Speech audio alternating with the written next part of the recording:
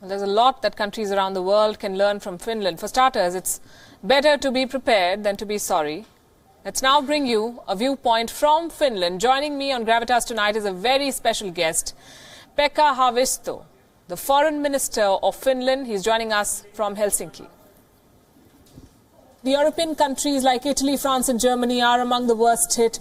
How is Finland coping?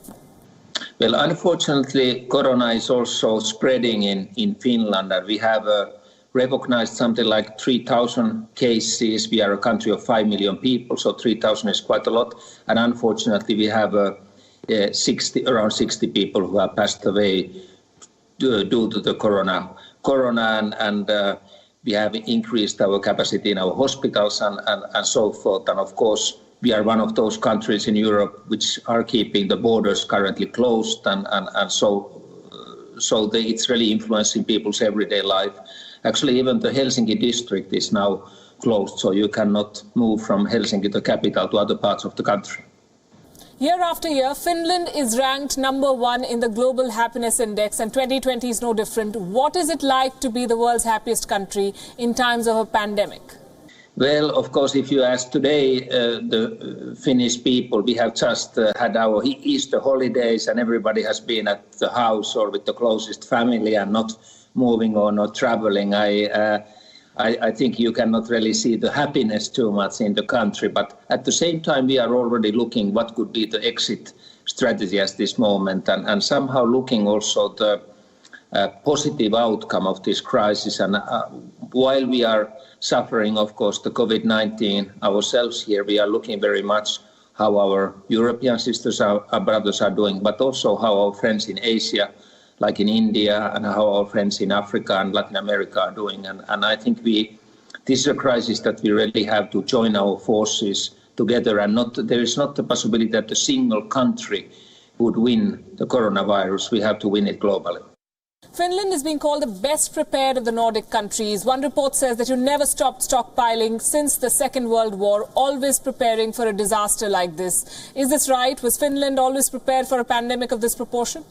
Well, to a certain extent, yes, we have this kind of legislation for this type of situations, and this legislation was passed very rapidly in the parliament, and parliament was very united, so no political troubles on responding to corona situation. And the second issue is also that, yes, we have a big piles of all kinds of material, mainly for the war situations and defense situations, but of course it includes a lot of medical materials as well, which can be used in this kind of crisis.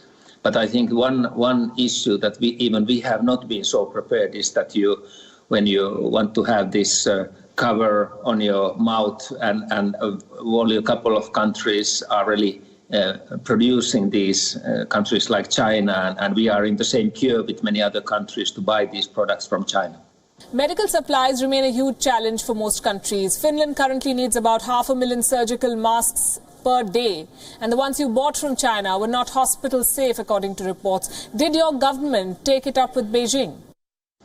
Well, actually, it's an issue that is currently under investigation, that what has exactly happened and so forth. It's also a little bit unclear if probably all the documents were correct and these were not meant originally for medical purposes. But this is something that we are currently investigating, and already the next planes from China have arrived, and we hope that material is good quality, and that is our estimation, and this has been, we can see that this has been a wider phenomenon during the corona crisis, that some medicines and some materials produced for this moment are not filling all the criteria.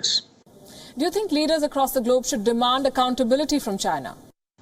Well, I have been thinking myself that if, let's say, it's not of course scientifically proven, but if, let's say, the source of coronavirus, COVID-19, is the wet markets and selling animals alive and even wild animals and these marketplaces, this is an enormous cost for such a trade.